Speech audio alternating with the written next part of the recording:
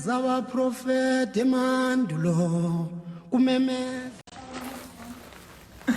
Boa noite a todos. Olha só, eu vou começar cantando para o Balu aí, porque hoje a gente vai receber o Pai Márcio de Jagum. Aí a gente já vai ali para o Orixás abençoar a gente, né, para ter aquela energização para ser a live retada. Moda golona que o achauru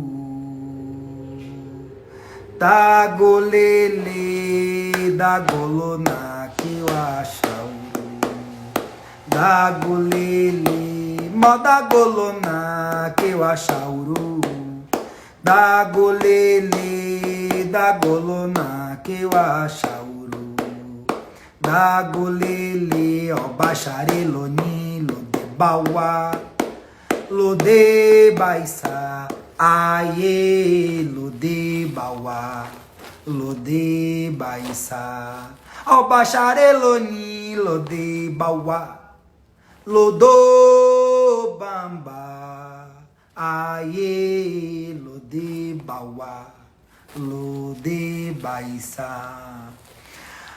Bom, gente, que o Molu mesmo silencie essa doença, que Nanã passe o limo no corpo de todos vocês, para que essa doença vá embora pra onde não canta galo nem galinha. Bom, eu tô vermelhinho hoje que eu fui na minha dermatologista, mas já tô inteiro. Vamos ver o gatinho que vai ficar aqui. Bom, eu vou conversar aqui com vocês hoje. Eu vou chamar o Pai Márcio de Jagum. Ele é do Conselho Religioso do Terreiro de Oxumaré. Cabeção, ai, cabeção. Então, vocês vão ter que se comportar, viu? Eu não quero, viu? Quero vocês comportados, quero vocês lindos, viu? Representando, viu? A comunidade. Qual que é o objetivo do Pai Márcio vir aqui hoje? Ah, eu sou Baba Ebé. Vocês são a comunidade, o Ebé. Então eu tenho que fazer interlocução, né? De vocês com as autoridades. Vamos pegar o Pai Márcio, vamos falar da problemática do nosso candomblé. E é vocês que vão ter a voz, vocês que vão falar. Belezura? Então eu vou caçar o Pai Márcio aqui. Quero vocês todos bonitinhos, educados, viu? A benção, Pai Márcio, aquela coisa bonita. Tá entendendo? Não quero ver vocês aqui, porque assim, vocês sabem, até eu vou me comportar. Ó, eu vou me comportar também, vou ficar quietinho aqui, todo mundo educado. Viu? Bora lá, falar com o Pai Márcio de Jagum. Ai, meu Deus, me dá um nervoso, será que ele já tá aqui? Já tá. Vamos lá.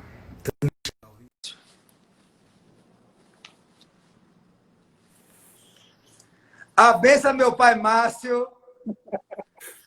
Pai abençoe. Ai, que delícia, que saudade do senhor, viu? Como é que você está? Tudo jóia. Antes de mais nada, eu gostaria que o senhor explicasse aí, porque eu só estou dando aula, só dá aula na faculdade, não é isso? Isso. E nós marcamos, só que o senhor estava fazendo o quê mesmo?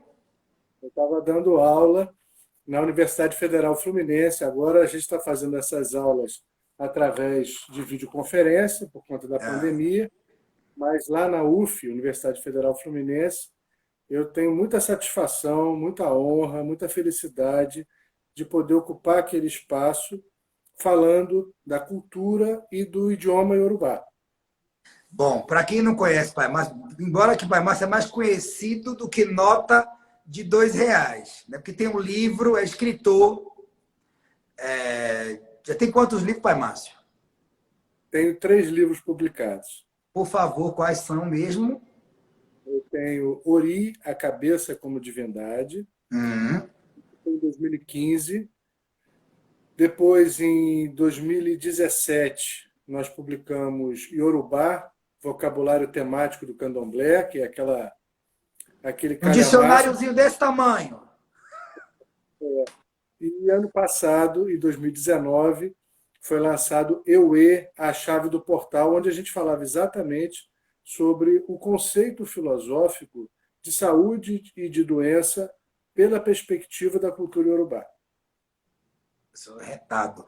Além de tudo, é escritor acadêmico, é babalorixá e membro do Conselho Religioso da Casa de Oxumaré.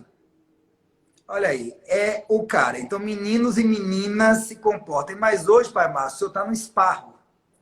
Porque a comunidade de Candomblé tem muita queixa, né? A gente gostaria de saber se tem uma perspectiva, né, para o futuro, se o senhor pensa em propor algumas ações lá no terreiro, e até com outros líderes também, para solucionar. Vou começar com as mais fáceis. Eu vejo muita gente reclamar que nossos cânticos estão na mão dos artistas, que põem no carnaval, que põem nas suas músicas, nossos cânticos, que são dos nossos ancestrais. Aí esses cânticos, tem muita gente que fala assim, poxa, quem compôs foi dos ancestrais.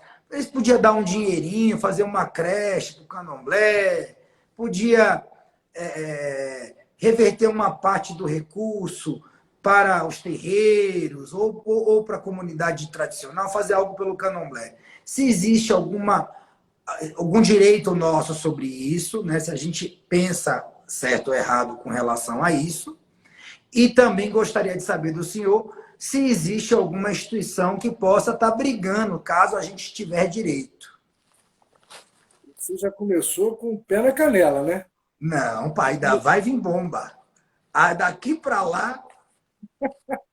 Já começou com o pé na canela. Bom, em primeiro lugar, é importante a gente lembrar que ninguém faz nada sozinho, né, Leandro?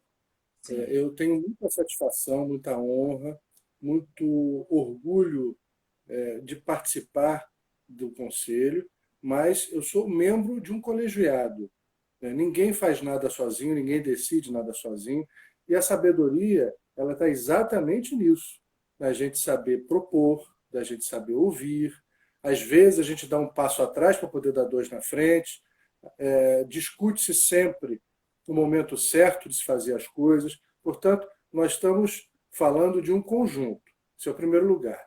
Segundo lugar, essa questão do carnaval, por exemplo, essa questão do domínio público, tem um aspecto cultural, tem um aspecto religioso e também tem um aspecto jurídico. Pelo ponto de vista do domínio público, vamos dizer assim, é preciso observar que a nossa cultura, quando ela é difundida, disseminada de uma forma positiva, isso é importante ressaltar. Se a gente está falando de uma disseminação positiva, favorável, contextualizada, a princípio, eu acho que ela é bem-vinda, né? Então, quando a gente utiliza as grandes mídias para que se fale da nossa cultura, para que se propague os nossos valores, para que as pessoas que nunca pisaram no terreiro saibam quem é Oxalá, quem é Oxumaré, quem são os Yorubás, quem são os Voduns, quem são os Fon. Isso é muito bom. Isso é extremamente positivo quando é bem construído, né? Se você parar para observar, o carnaval, por exemplo, é um canhão de audiência. Nós estamos falando, mostrando essa cultura para milhões de pessoas no mundo inteiro. Pessoas que nunca pisaram. Verdade. Agora, evidente que a gente tem que ter bom senso. O que é sagrado e o que é profano. O carnaval, o samba, nasceram dentro do terreiro. Então, nós não estamos profanando as nossas origens, nós estamos ratificando, corroborando, valorizando o que pertence a essa cultura. Pelo contrário, nós é que estamos abrindo. Agora, é evidente que existem roupas que são litúrgicas. Essas não se usam no carnaval. Existem ilequéis, contas sagradas, que são do nosso mais puro contato com o espiritual, que passaram pelas nossas cerimônias, passaram pelos nossos ritos, foram consagradas. Tem certas coisas que a gente precisa ter o discernimento de saber o ambiente certo e a hora certa. Agora, no tocante a falar, a propagar, desde que seja positivo, pessoalmente, particularmente, eu não sou contra. No que diz respeito, aí a terceira, você vê que faz a pergunta difícil, a gente tem que responder. Mas são várias, eu estou gostando. É um prazer sempre ouvir o senhor. Então, por exemplo, agora, quanto à questão jurídica, de quem são os direitos autorais? É muito complexo a gente poder indicar quem é o detentor. Qual é a instituição? Tem um CNPJ? Qual é a pessoa? Tem um CPF? Quem compôs? É impreciso isso pelo ponto de vista jurídico. Agora, eu não acho que seria ruim, ainda que não haja uma determinação judicial, eu ainda não acho que seria ruim, acho que até seria muito bem-vindo que essas agremiações pudessem se dedicar a nos ajudar a construir creches, a fomentar a nossa cultura, a financiar investimentos, projetos que digam respeito a tudo aquilo que dá audiência lá no Carnaval. Eu acho que dá para conciliar. Entendi. Mas ninguém criou, se eu não tenho ciência, alguém criou já uma instituição para isso? Não existe não, né? Olha, Leandro, existem diversas instituições que se apresentam legitimamente como representantes da nossa cultura, dos nossos interesses. Tem várias. A grande questão é ter documentação, né, ter fundamentação para poder ter uma iniciativa processual, como você mencionou. Entendi. Eu acho que, a priori, vamos deixar aqui um apelo, né? Você, artista, você que canta, usa os cânticos tradicionais do candomblé, você, por exemplo, eu vejo até uma que eu gosto muito, da Lunda Mãe Banda, qualquer, por exemplo, que eu acho linda. Aí eu podia, o dinheiro que ganhar com isso daí, deixar para ações, uma parte, né, como doação para os terreiros, ou fazer alguma coisa que não seja para um terreiro, mas que seja para um coletivo de terreiros, né? Podia ser assim, por enquanto, já na consciência, né? No carinho, na caridade, porque os terreiros precisam da ajuda, né, Pai Márcio? Leandro, eu acho muito interessante você frisar esse ponto, porque o nosso povo sempre conseguiu fazer as suas coisas, sobreviver, lutar, resistir, alcançar os seus objetivos por si só, pelo seu próprio valor. Isso é importante frisar. Mas esta ideia de valorização, essa ideia de recomposição desses direitos, eu acho extremamente válida. Eu acho que é pertinente, eu acho que cabe, e é uma maneira também, não só jurídica, mas cordial, social, de a gente fortalecer essa população, esse legado tão importante. Bom, agora vai engrossar um pouco, viu, Pai Márcio? Que o povo quer resposta, viu? A gente começou leve. Pai Márcio,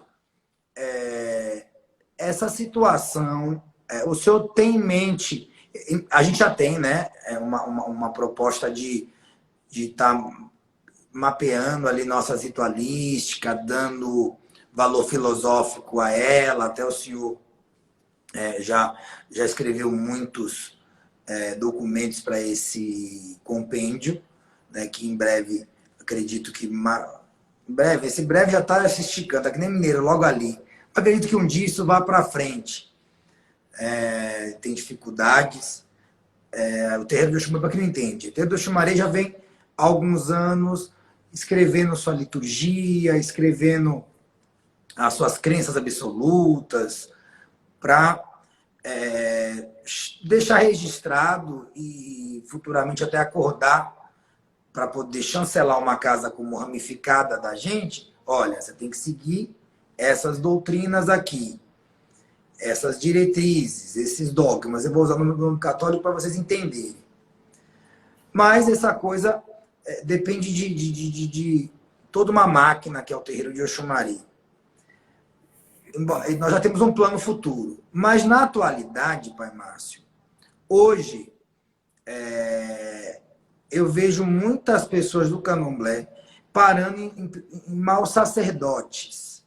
Parando, nem sei se são sacerdotes, são pessoas que se dizem sacerdotes e acabam prejudicando esses cidadãos que vão lá em busca da fé, de se curar, e acabam sendo enganados.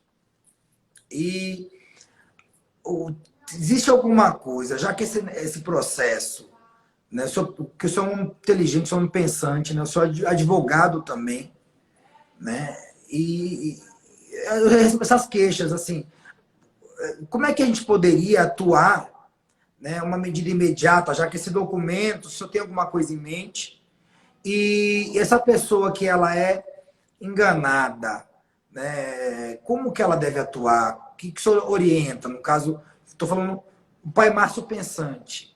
Eu fui procurar um sacerdote para me cuidar, aí ele foi lá, me enganou, ele não tem procedência, ele me esculhambou, fez tudo aquelas marmotagens. Como que a gente poderia atuar?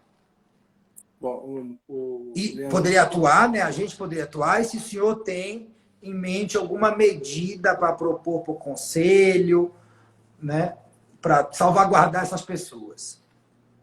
bom, uma das bases do candomblé é exatamente a percepção. A gente aprende a desenvolver os sentidos. E para que a gente desenvolva os sentidos, a gente precisa vivenciar, experimentar.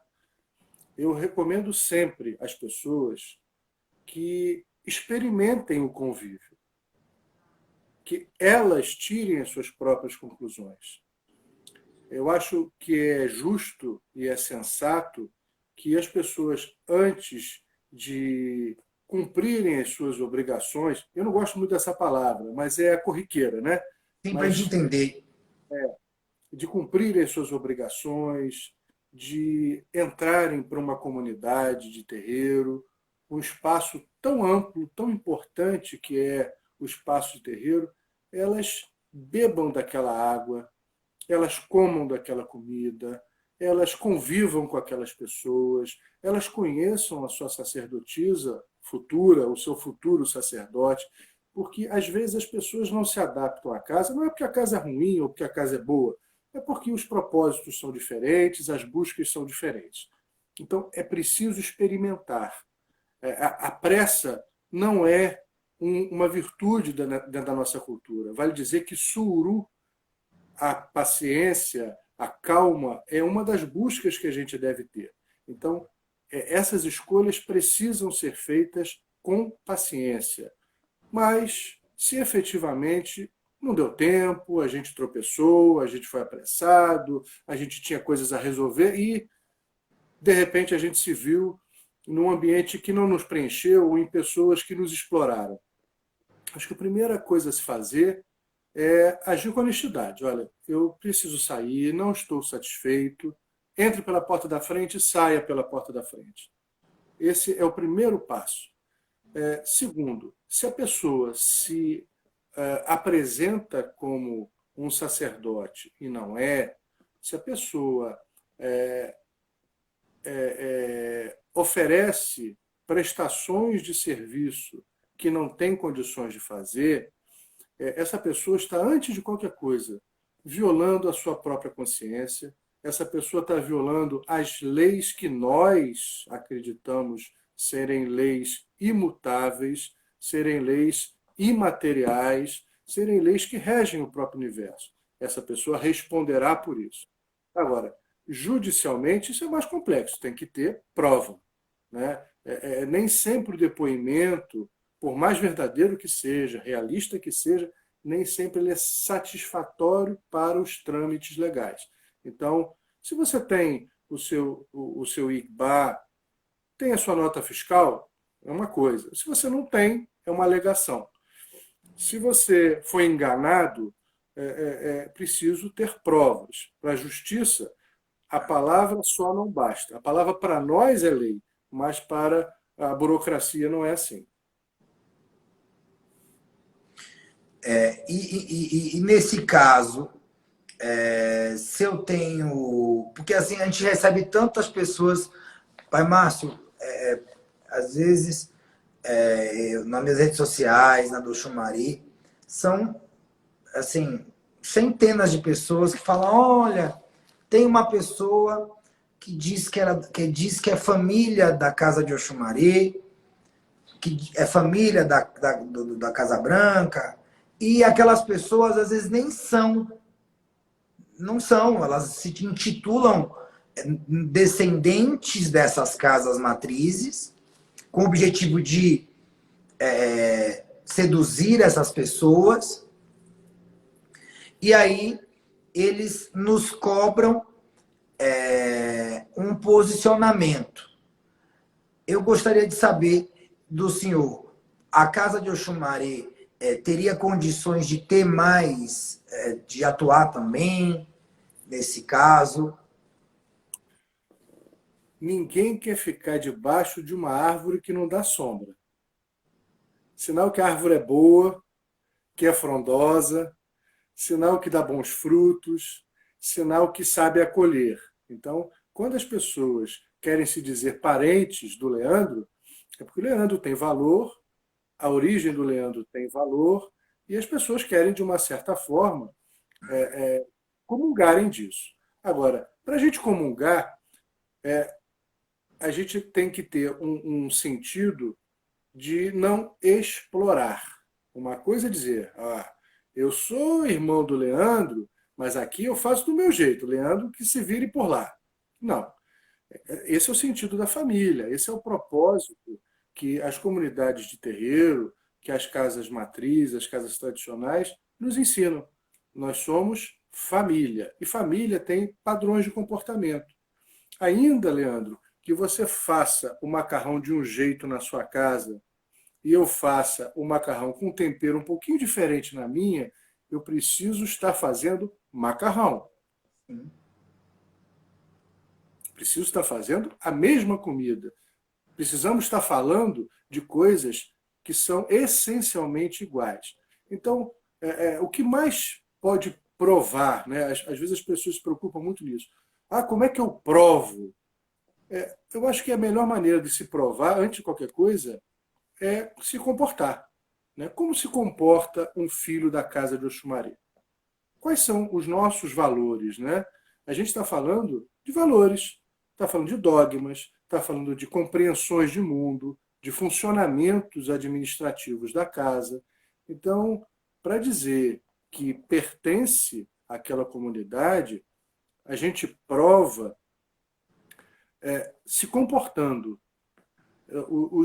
Os exemplos eles são muito mais significativos do que as palavras e muito mais contundentes do que as próprias documentações. Nem sempre na nossa cultura a gente dispõe de prova escrita.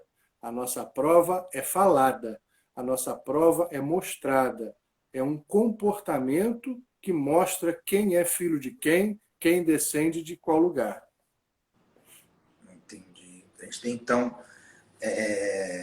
no se comportar, a gente já conhece ali quem é da casa, né? Para traduzir. Não tenha dúvida. No se posicionar, né? É evidente, Leandro, que quando a gente tem a proposta, que não é de hoje, né? A gente trabalha nisso tem o quê? Uns 5 anos, 6 anos? Por aí, assim. A gente tem a proposta de compilar, de juntar, de redigir, né? Escrever todos os nossos rituais, a gente tem primeiro em mente o compromisso de deixar aquilo registrado para as futuras gerações. Né? Porque senão, muitas vezes, a gente vai perdendo, a gente vai se perdendo, a gente vai esquecendo, ou a gente vai se permitindo querer fazer com algumas diferenças, e nós somos descendentes de um povo que se esforçou tanto para deixar as coisas como eles conseguiram construir. Nós recebemos uma herança. Eu gosto muito de dizer, sabe, Leandro, que o candomblé não nos pertence. A gente é que pertence ao candomblé. Então, há um compromisso. né? É Sim, como se você tivesse herdado uma empresa, como se tivesse herdado um patrimônio, e é verdade, e a gente precisa administrar da melhor maneira possível. verdade. Bom, agora eu vou esquentar das piores agora. Agora é pro senhor cair duro, o senhor não me saia da live. Já não tem mais cabelo para perder. Pelo amor de Deus, ó, o senhor não me dê. Tá, como é que tá esse coração? Tá Assim, direitinho? Então tá bom. Pai Márcio, essa coisa assim, religião, eu aprendi até com o senhor nas nossas. O senhor também é um grande professor, né? O senhor me disse, o candomblé é uma religião, é um sistema de crenças organizadas, tem a casa matriz, é uma família, a casa ramificada, né, segue aqueles mesmos moldes. A gente tem um sistema organizado de hierárquico, né? Existe uma hierarquia, a gente tem tudo que atende uma religião. A gente é perfeito, a gente é independente, a gente não precisa pegar nada do vizinho.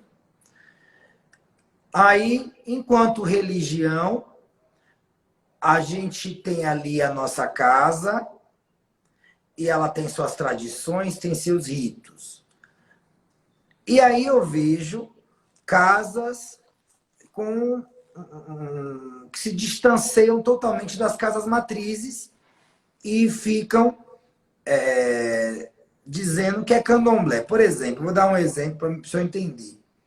Agora inventaram um tal de um candomblé vegano. Aí isso não é apropriação cultural, isso daí não é ferir nossa cultura. Existe alguma coisa que o candomblé possa fazer? Porque eu até fiz um vídeo no canal do YouTube hoje falando, né, que dentro daqueles documentos já produzidos pelo terreiro, um dos capítulos, eu me lembro muito bem, que fala que a vida do homem não está acima da natureza. Ela a gente é de igualdade à vida do animal. E então, assim, a vida da folha, o sangue da folha não é mais do que o sangue animal. É igual, não é isso? E precisa ser um complexo de fluidos ali, né? A natureza se completa com todos os elementos, e somente um elemento não é o suficiente. Mas aí inventaram esse candomblé vegano, por exemplo. Esse candomblé, até só me disse uma vez, eu disse, nós temos o candomblé tradicional e o candomblé atual, da atualidade, né? Você corrige aí. Pai Márcio, existe alguma coisa que esses terreiros possam fazer para impedir essa apropriação cultural, distorcer nossa cultura? O que o senhor acha dos prejuízos? Me fale um pouco sobre esse candomblé tradicional e esse candomblé atual. Todas as religiões mudam. O processo de construção e de reconstrução é permanente. Em algumas situações, nós aqui, na própria elaboração, na própria lapidação do modelo que nós temos, nos deparamos com diversas alterações em relação ao modelo africano. O candomblé é uma religião brasileira, orgulhosamente brasileira, que aqui passou, como disse você muito bem, por vários processos de adaptação. Mas qual é o limite disso? Até quando, até quanto se pode adaptar, alterar, modificar? Modificações são constantes. Nós usamos hoje meios de comunicação, nós usamos dentro da nossa prática elementos tecnológicos, a gente usa geladeira, a gente usa muitas vezes o fogão, pelo menos para cozinhar a nossa comida, a comida do povo, né? Agora, qual o limite disso?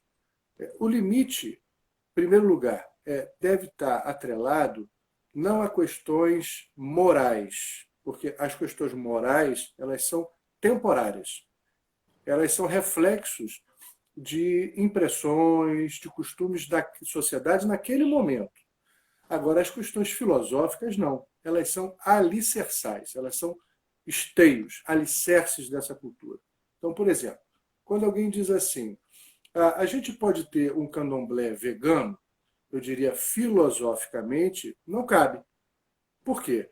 Porque o nosso sistema de trocas, o nosso sistema de convívio com a natureza, não se restringe apenas ao vegetal.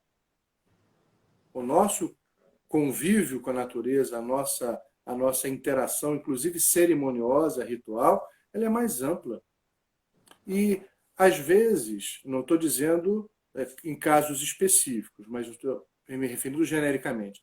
Às vezes as pessoas têm muito problema com a questão da imolação, por não entender que a imolação é uma das bases da nossa religiosidade. Às vezes querem imprimir compreensões que fazem parte de outra cultura. Há um certo preconceito no que diz respeito à imolação. E aí não, a gente tira isso e substitui. Mas por quê? Não será isso um preconceito? Não será isso uma resistência de outra natureza? Enfim, primeiro é preciso entender por que a gente faz. A gente faz porque a gente vive numa lógica outra. A lógica Yorubá, a lógica que fundamenta os nossos princípios, a nossa religiosidade, é uma lógica diferente, em que a gente não está matando o bicho, sacrificando o bicho, abatendo o bicho. Quem abate o bicho é o matadouro, é o abatedouro. Nós fazemos imolação. Nós rezamos antes, nós rezamos durante, nós rezamos depois. Ninguém faz isso. Pedimos a permissão do animal, né, para ele ser. A gente parte do pressuposto que aquele animal nasceu com o Odu, com o propósito, o desiderato de servir a divindade. Olha que bonito. Por isso a gente se ajoelha, a gente reverencia aquele animal, por isso a gente cumprimenta aquele animal, porque ele está cumprindo o seu objetivo de vida. Queira eu também chegar ao fim da minha existência cumprindo aquilo que eu prometi ao Lorum. Então, toda a comunidade, do mais novo Abian, ao sacerdote da casa, todos reverenciam aquele animal, todos reverenciam aquele bicho que irá matar a nossa fome, que irá viabilizar a comunhão da comunidade. Então, quando a gente tem fome, a gente busca na natureza o que nos vai recompor a saúde, para garantir a nossa vida. Quando a gente tem uma doença, a gente também vai à natureza e encontra o princípio ativo que vai recompor a nossa saúde. E quando a gente tem um desequilíbrio de ordem espiritual, o processo é o mesmo, com o mesmo respeito. Então, entender isso é belo, entender isso é libertador, entender isso rompe amarras de preconceito, de intolerância. Entender isso nos faz praticar o candomblé nas nossas matrizes, como os ancestrais africanos faziam, e não nos impõe conceitos de outra natureza, de outras matrizes. Eu não posso dançar o candomblé, pensar o candomblé, viver o candomblé com um conceito judaico-cristão. Isso não nos pertence. Nós respeitamos, nós valorizamos, mas eu não posso dar características de Jeová ao Lorum. Nós entendemos o Criador de outra forma. Nós praticamos essa conexão de outra forma. Axé. Pai Márcio, deixa eu só responder aqui um rapaz, que eu passou rápido ali, ele disse assim, como a gente, ele botou interrogação com exclamação, salvo engano, disse assim, como que a vida do vegetal é mais importante do que a vida humana? Eu vou explicar primeiro da maneira popular, Pai Márcio vai dar aquele tombo. Bom, meu filho, o planeta Terra, antes do ser humano vir aqui, já existia. A gente é parte da natureza.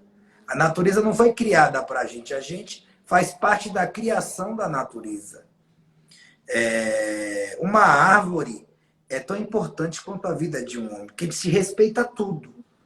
A gente respeita todos os seres. O candomblé é uma religião que respeita a natureza e a natureza, todo mundo tem axé, toda a parte da natureza tem axé, e nós não somos melhores. É assim que o candomblé nos ensina, Pai Márcio vai concluir aí. E tem fluido, tem sangue. Ó, a galinha tem o sangue dela, a folha tem o sangue dela, a terra tem o sangue dela, que é a água também, que é o fluido ali da terra, né? O sangue não é o fluido? Então, tudo é importante, tudo é digno de respeito. E é muita pretensão do homem achar que é o bom, que a árvore não tem valor para... Ave Maria. Inclusive a árvore, o vegetal é o orixá. Olha aí, você que não está raciocinando. Mas, Pai Márcio, agora joga aquela filosofia bonita. Explica aí. Leandro, você disse tudo, exatamente. Mas fala aquelas palavras bonitas para a gente aprender. Eu gosto de aprender com o senhor.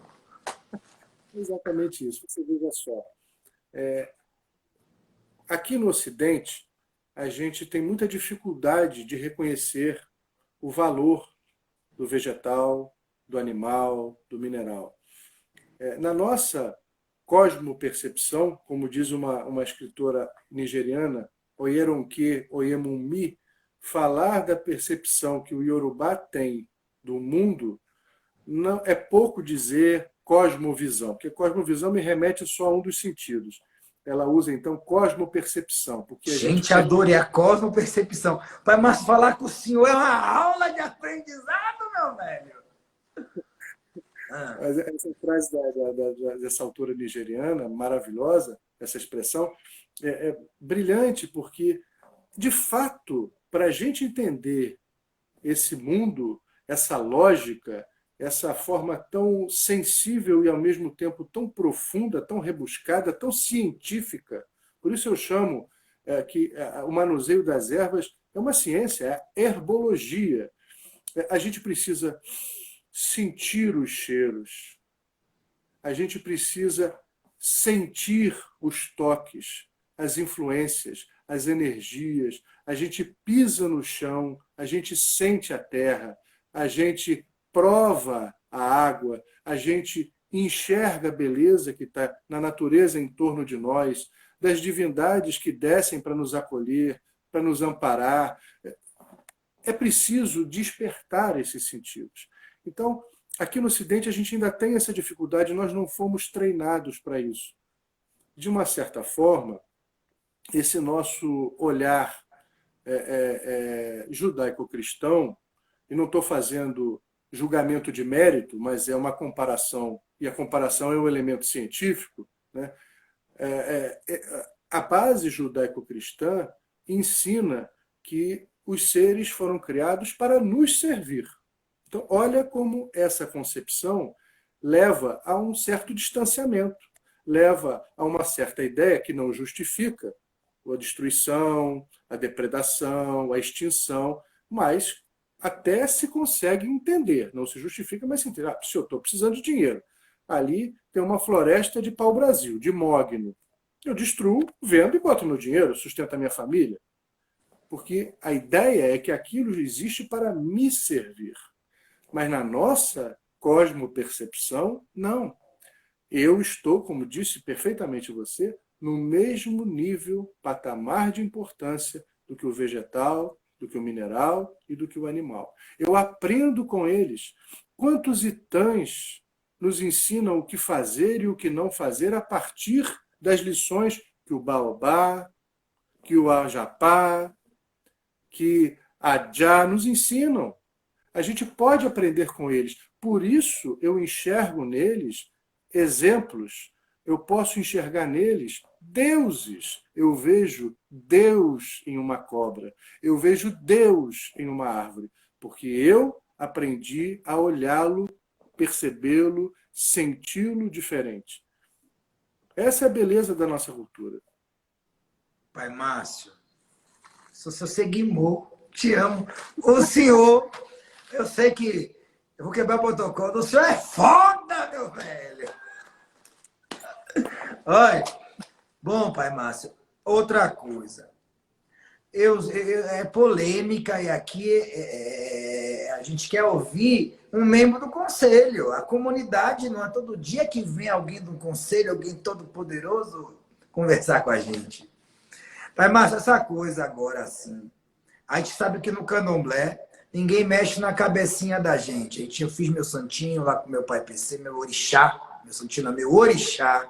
Eu me iniciei, renasci em vida, eclodiu o orixá dentro de mim, expandiu, que lindo, sou uma pessoa de orixá hoje.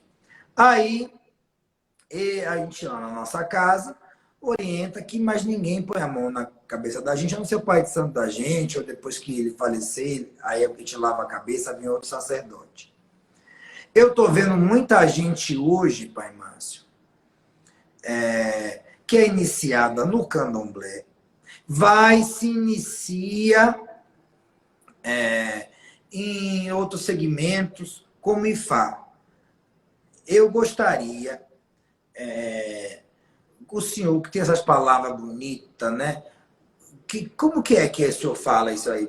Como que explica isso pra gente? Porque essa matemática me não bate. Porque quando eu fiz meu santo, para cortar meu cabelo, eu tive que ir lá no terreiro primeiro tirar um pedacinho para o cabeleireiro mexer. Aí te lembra que as antigas não deixavam ninguém nem botar a mão na cabeça. Era um protocolo. Não, não, não. Na verdade, as antigas nem mostravam a cabeça sem estar com pano. Ela se amarrava o pano, quando botava o filar. Né? Não era nem assim. Agora tá um tal que inicia para cá e vai para lá. Pai Márcio, explica um pouco disso para a gente. Converse aí. Me oriente. Até me poder saber conversar. Eu quero umas palavras bonitas assim do senhor. Leandro, quem é nosso inimigo? O nosso inimigo é aquele que ataca. Nem todos os neopentecostais, eu acho. Que nem todos, mas aqueles que ficam falando mal da nossa religiosidade. Alguns neopentecostais, que eu acho que é inimigo. Embora eu aprendi com meu pai que a gente não tem inimigo. Né? A gente tem lá aqueles que atacam a gente, mas a gente não ataca eles. Às vezes o nosso maior inimigo, nosso verdadeiro inimigo, somos nós próprios. Verdade, mas o senhor arrasa, viu? Quando a gente faz uma louvação para Exu e diz Exu atá orixá, Exu é inimigo de orixá. Exu é inimigo de orixá? Não, ele não é inimigo. A gente está falando de uma força interior, do Bara, da nossa energia vital, aquela que a gente aprendeu com as nossas abás, com os nossos mais velhos. Exu, o Bara, é a força que me movimenta. Quando esta força não flui, quando esta força não se movimenta, quando esta força não me faz produtivo, eu sou o inimigo do orixá. O que eu quero dizer é que nós não temos inimigos. Existem más pessoas, pessoas que não compreendem a força que têm, o potencial que têm, a importância que tem nesse mundo. Nós temos grandes amigos pentecostais, neopentecostais, católicos, ifaístas, umbandistas e, sobretudo, aqueles que professam a mesma matriz religiosa que nós, são nossos irmãos. E nós somos irmãos todos.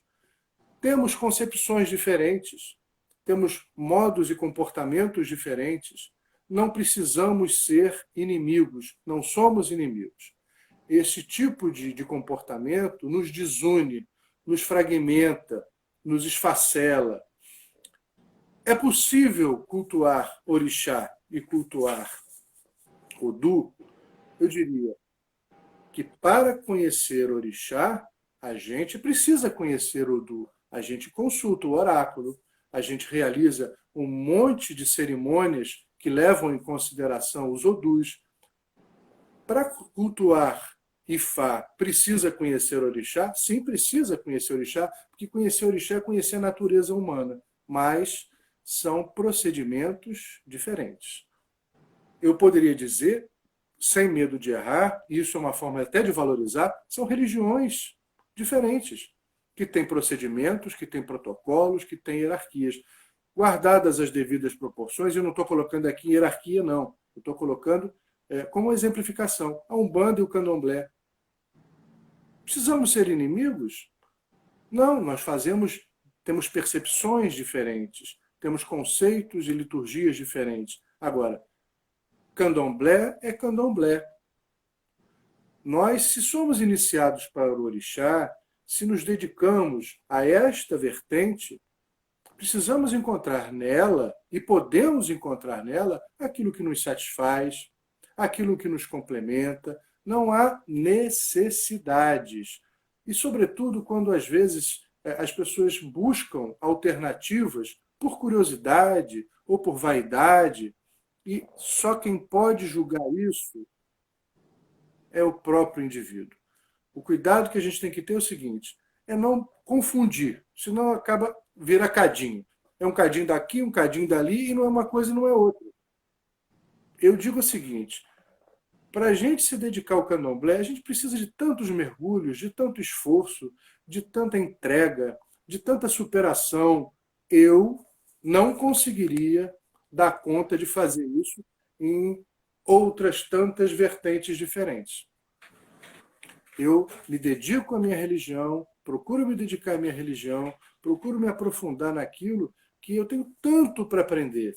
E está faltando tempo.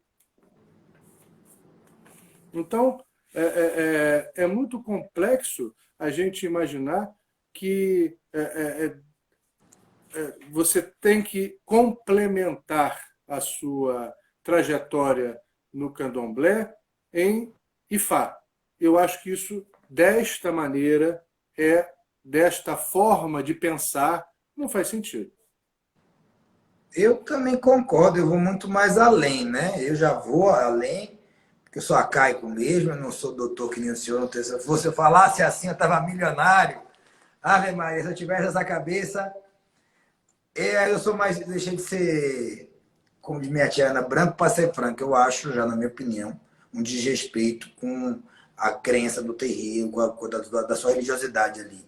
A gente aprende que a gente nasceu para aquele orixá e não vai nascer para outro. Você não vai outra pessoa botar a mão em sua cabeça. Você pode visitar, conhecer, estudar. Estudo sempre é bom. Estudo é muito bom. Mas agora, se iniciar, para a gente lá na roça, com meu pai, eu posso falar, porque não pode. Quem é de candomblé, lá do Axé Oxumari, filho do Axé Oxumari, não inicia em mais nada. Iniciou naquele orixá, aquele orixá é. Mas as pessoas, as informações, hoje que está sendo mais difundida, mas eu vejo muita gente, e me incomoda, Pai Márcio, a cultura do candomblé. Eles pegam a cultura do candomblé e aí praticam o nosso xirê, praticam as nossas liturgias, para talvez por gostarem, ou porque é mais sedutora, porque é mais aceita, mas internamente fazem Ifá. Pai Márcio, agora em campo cultural, em campo religioso, espiritual, isso não é um dano, essa mistura? Não é, talvez, prejudicial para a nossa religiosidade? Leandro, eu viveria muitas vidas inteiras e não daria conta de entender tudo sobre o meu orixá. Eu viveria vidas inteiras e não conseguiria entender tudo sobre Oxalá, sobre Exu, sobre Oxumaré. Essa é uma busca, ou são essas buscas, que requerem de nós uma profunda dedicação. Ifá representa a própria concepção de sabedoria. É uma divindade extremamente importante, é uma referência para todos nós que professamos o candomblé. Afinal de contas, Orunmila é um dos 5 protagonistas da criação do mundo, da nossa Gênese. Estava ele lá. Quer dizer, quando foi recomendado a Obatalá que consultasse o oráculo, nas entrelinhas, o que os nossos antigos estavam dizendo é: antes de tomar uma decisão importante, consulte a sabedoria, busque a sabedoria. Essas são mensagens tão bonitas, tão profundas. Então, há maneiras diferentes de se buscar sabedoria. Eu entendo que os ritos, as modalidades religiosas são distintas.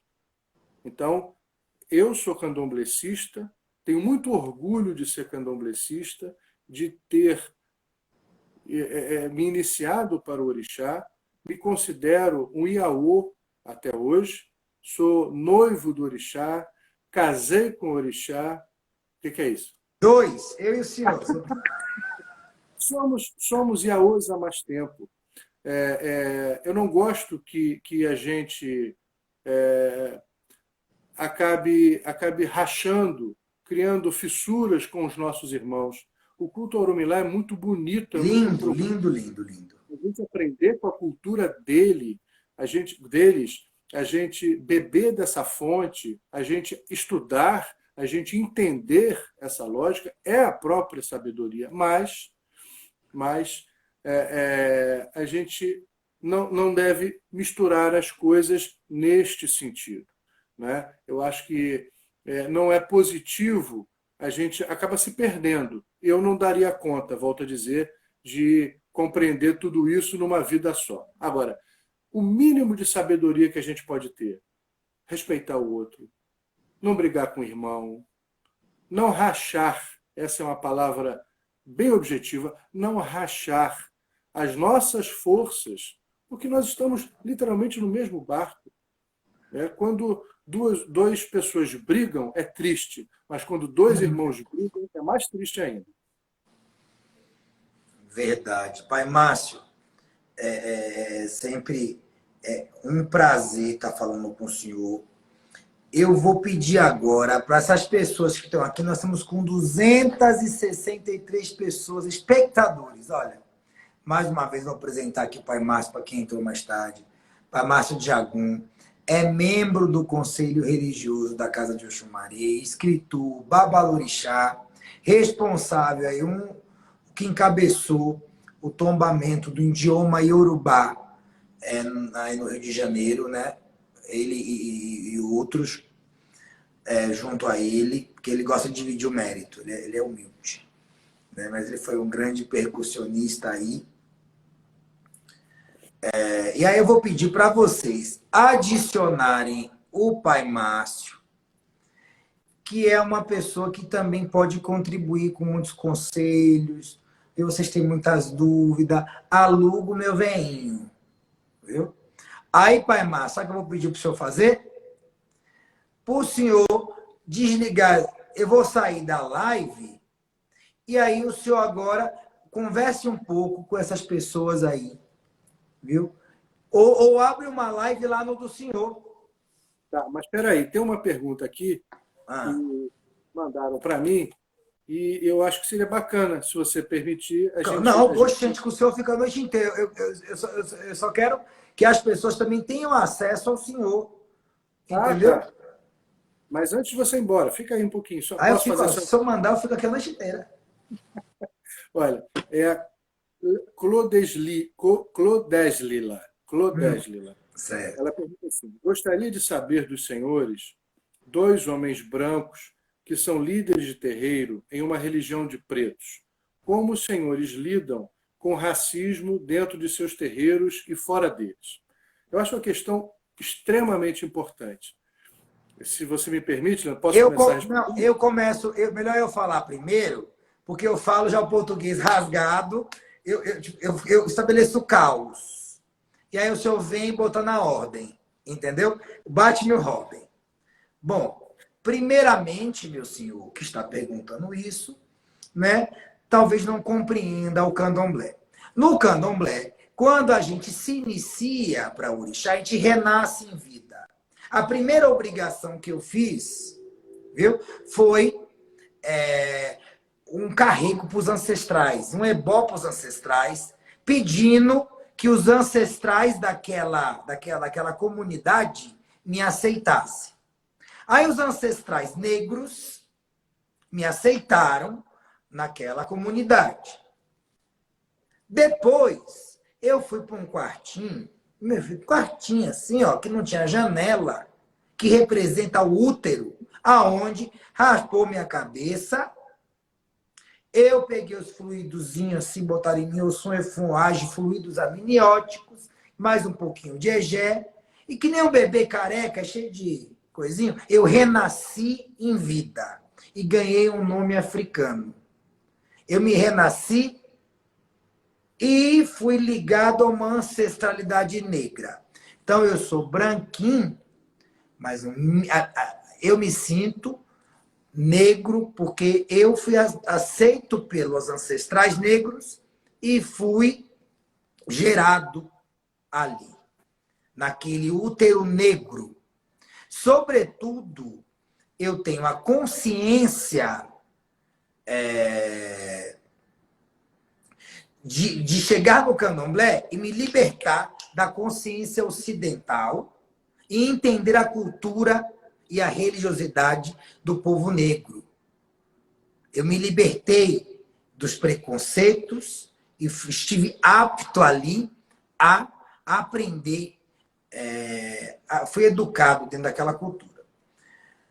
Quando me chamam de branco, não sei o quê, a mim não me diz nada. Até porque quem conhece minha história sabe que eu fui criado por negros, saí da casa da mãe branca, fui criado por negros e sou adotado pelo um homem negro. Meu nome é Leandro Encarnação da Mata. E outra coisa, religião, olha, vem cá, religião é para a humanidade. Religião não é para uma classe de pessoas. Deus é para todos. A única coisa que tem que entender, quando entrar no candomblé, se libertar de preconceito, se libertar de racismo, se libertar de tudo, de cultura ocidental e viver a religiosidade. Agora eu passo para o meu pai Márcio falar fino, que eu gosto de gente fina falando, gente educada. Vamos lá, pai Márcio. Eu concordo com tudo que você falou, Leandro. Mas uma coisa que a gente precisa ter em mente, todos nós, é que, infelizmente, aqui no Brasil, nós somos educados, nós somos formados num conceito ainda escravagista. Nós temos essa concepção, né? Quer dizer, qual é a ideia daquele que serve, do garçom bom? É o que serve melhor. Qual é a ideia da pessoa que é generosa, carinhosa? Ele me serve bem. Então, veja só, a gente é formado numa concepção ainda presa nesse escravagismo, presa nessa ideia de que uns têm mais valor do que os outros. Isso é um fato. Como é um fato, que quando eu ando na rua, eu sou fenotipicamente branco. Meus ancestrais não são, mas eu sou fenotipicamente branco. Quando eu ando na rua vestido de branco, as pessoas, doutor, pensam que eu sou médico. Mas quando um negro anda na rua vestido de branco, entre aspas, é taxado, às vezes, de uma forma pejorativa como macumbeiro. O que eu quero dizer é que, por mais que nós sejamos afrocentrados, por nós que nós amemos e pratiquemos a nossa religião, a sociedade, às vezes, ou melhor, na maioria das vezes, no cotidiano, preserva o branco mais do que o preto, o negro. Pai Márcio, licença aqui. Tem 1 minuto e 20 para cortar. Como eu quero concluir, eu quero que o senhor continue essa fala, eu vou desligar e chamo de novo, que dá tempo do senhor fazer essa conclusão aí. Ok? Fechou. Kumemeza abaprofeti mandulo kumemeza